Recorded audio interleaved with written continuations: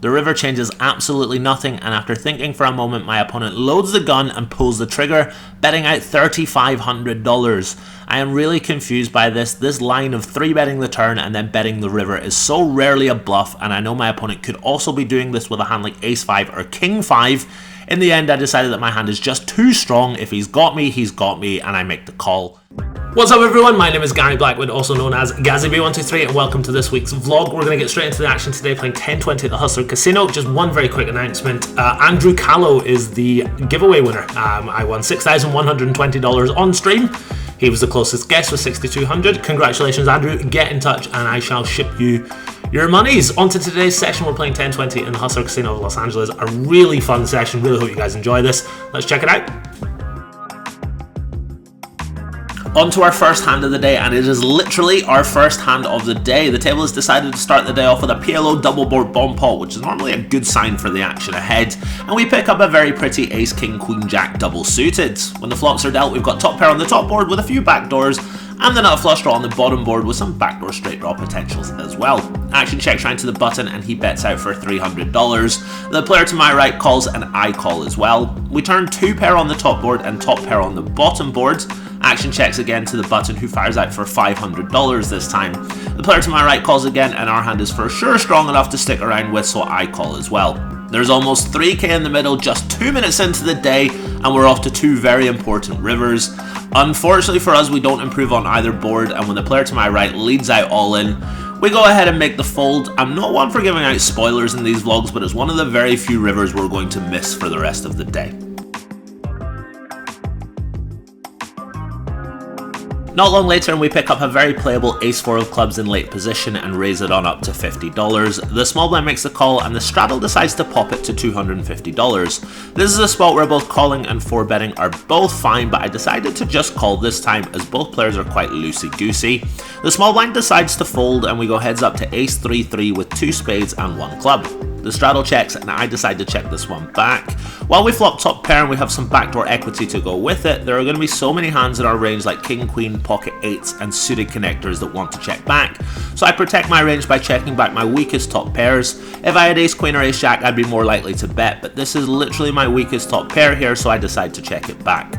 The turn is the 5 of spades and my opponent checks again. If this was a non-spade 5, I wouldn't mind checking back one more time at a low frequency to continue to protect my range, but given there are a lot of high pocket pairs with a spade that we can get value from now, I decide to bet out. I bet $350, expecting my opponent to continue often, but he decides against it and lets it go. I'm really not sure what he's got here, but I'm happy to see no more spades hitting the river.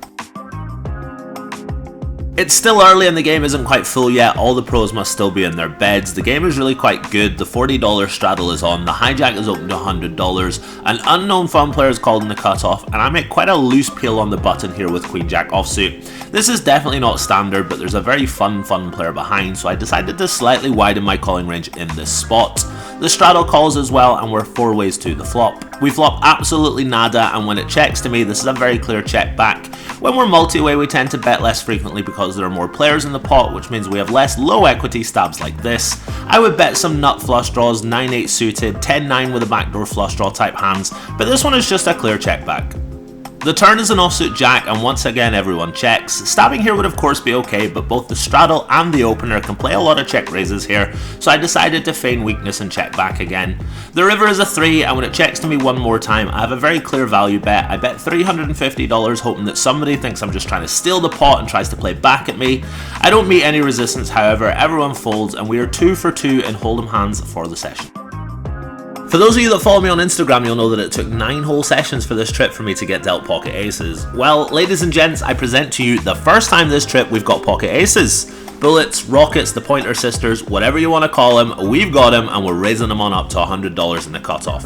It would be a real shame to wait all this time and just steal the blinds with them, but that's not happening here as the guy in seat 1 re-raises to $375, leaving himself about $2,600 behind. I fake tank for a few seconds before putting in the 4-bet to $950. I'm not gonna lie, 4-betting pocket aces to $950 versus a very loose passive player who never 3-bets light is a great feeling, and things keep getting better when my opponent pushes all in.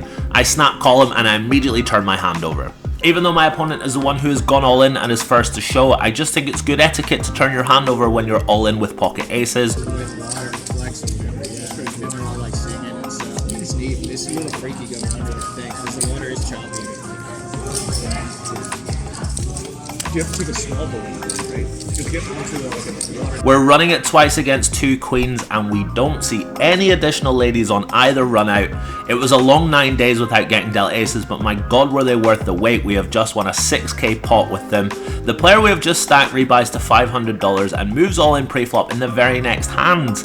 This might look a little spewy, but the straddle is on, so he's only shoving for about 12 big blinds here. It's tournament style poker, and we're getting in the mixer again versus him here by calling it off with ace-2 suited. He's got ace-7 suited, and once again we're running it twice. Chop it up. No club. I mean, this is just a chop, right? I got a 3. Yeah, he's got straight in the first one, yeah. Right, deuce is fair.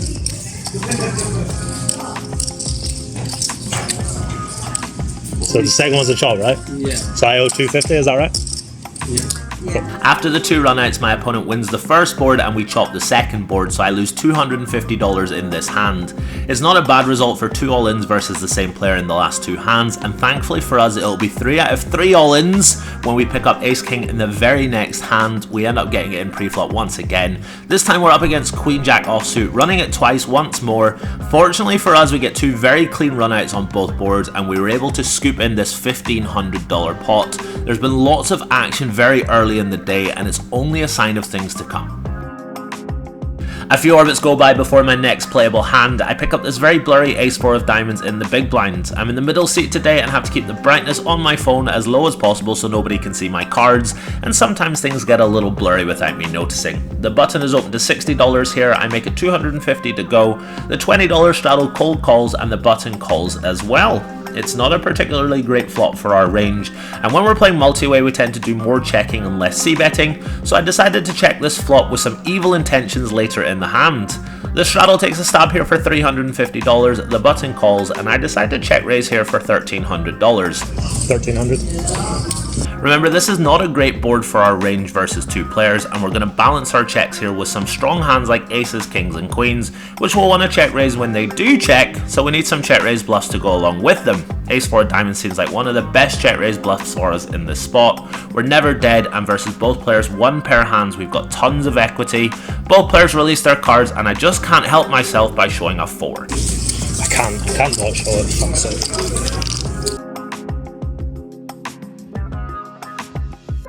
Next up is a very fun hand with lots of different ways for us to play this one. Early position is limped, the cutoff is a pro, he's posted his blinds and he checks, and I raise pocket jacks from the small blind to $125. Both players make the call and we get a very pleasing flop. We've got top set here on a pretty wet and connected board. I decided to bet out here for $225 instead of checking. You can't really make a mistake in this spot, but I think betting is best versus 2 players. Early position folds, and this is where things get really interesting. The cutoff decides to raise here to $600. Remember, he's posted in the cutoff, checked his option, and then called our preflop raise. I can't think of a single value hand that he can have here with that preflop line. With that in mind, and the fact we're $5,500 deep at this point, I decide to just call and let him continue to blast on future streets. The turn is the 3 of clubs. There are now 2 flush draws out there. I check, willing my opponent to continue to bet. Thankfully he does, unleashing $1,500 from his stack. I decided to just call, but I think in hindsight just going all in is best here. There are lots of draws out there, lots of bad rivers, and more importantly, I don't think we can ever be behind in this spot, so I think shoving is the best option. I did call in-game, praying for a clean river, and sure enough, it's our lucky day today, and offsuit 5 rolls off. No flushes get there, no weird pair plus straight draws improve. If we're good on the turn, we're almost certainly good now. I check, and my opponent checks back faster than the speed of light. A little disappointed he didn't decide to blast in the rest of his stack, but it's still a very juicy pot that we're dragging in.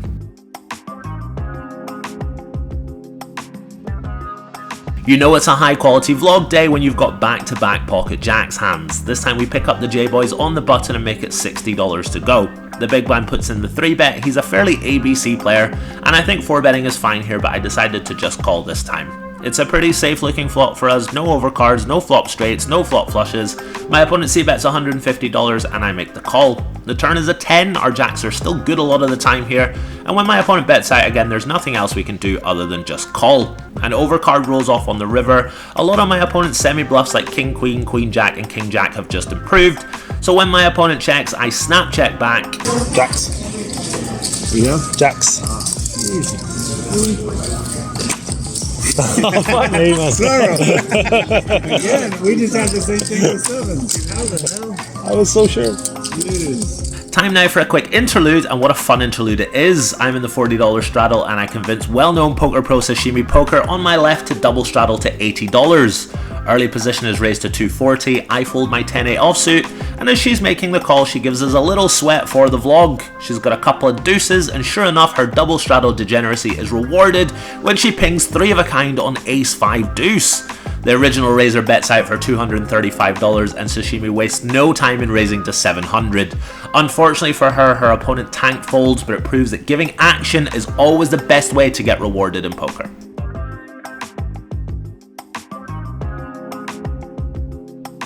Our content is peaking once more as we're now going to have back-to-back pocket deuces hands. This time early position is open to $100 and I make the call with the ducks in the hijack. This is a bit of a loose call, but we've got a couple of players behind who are quite loosey-goosey themselves, and sure enough the button calls, the big blind calls and the straddle call, and we're 5 ways to the flop.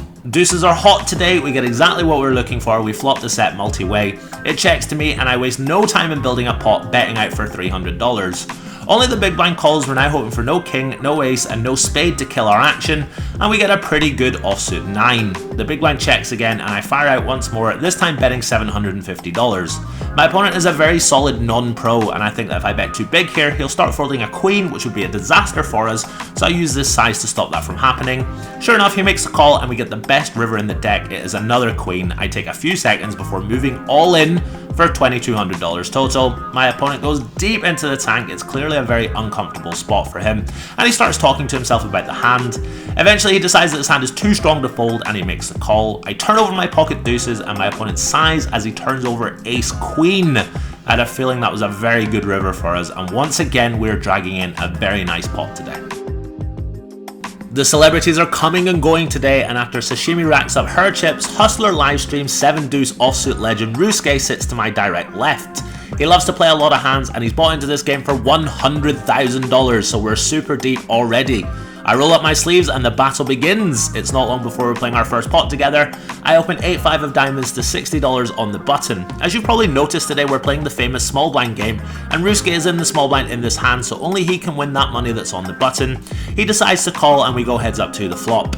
It's not a bad flop here for us, and betting is obviously fine, but remember this player loves to see flops. He's got a wide range and he's going to have more queen jack offsuit, king 10 offsuit, queen 9 suited type hands, so I decide to check back. The turn is another 5. Things are going really well for us so far today, and that shows no sign of slowing down when he bets out for $125. For the same reasons that I decided to check back the flop, I now decide to raise the turn here to $350. My opponent quickly reaches for chips and then 3-bets me to $1,200. All of a sudden this has gone from a really great spot to a bit of a stressful one. Still, there's nothing else we can do here other than just call. The river changes absolutely nothing, and after thinking for a moment, my opponent loads the gun and pulls the trigger, betting out $3,500. I am really confused by this. This line of 3-betting the turn and then betting the river is so rarely a bluff, and I know my opponent could also be doing this with a hand like ace-5 or king-5. In the end, I decided that my hand is just too strong. If he's got me, and I make the call.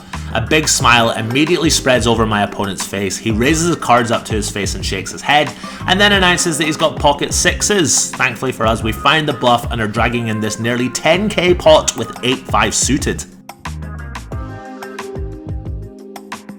Not long later, the hijack is open to $120, the big blind is 3-bet to $325, and I look down in the small blind at pocket queens and cold 4-bet to $1,000. Both players fold and I take it down pre-flop, but when you factor in that could have easily escalated into a 40k pot if the guy to my left had put some money in, I decided that was enough poker for me today. I tapped the table, racked up my chips before one last sweat of Rusuke's cards, and headed to the cashier. And that brings us to the end of today's episode. I won 17,600 American dollars. Given the exchange rate, this is fucking huge for me. I ran really well. I played well, but it's really important to acknowledge that I ran really well. Maybe can afford enough money to get a haircut now, but we shall see. Thank you very much for watching. Really grateful for everyone that tunes in. Don't forget to sub to the channel. I'll see you next time. Take it easy.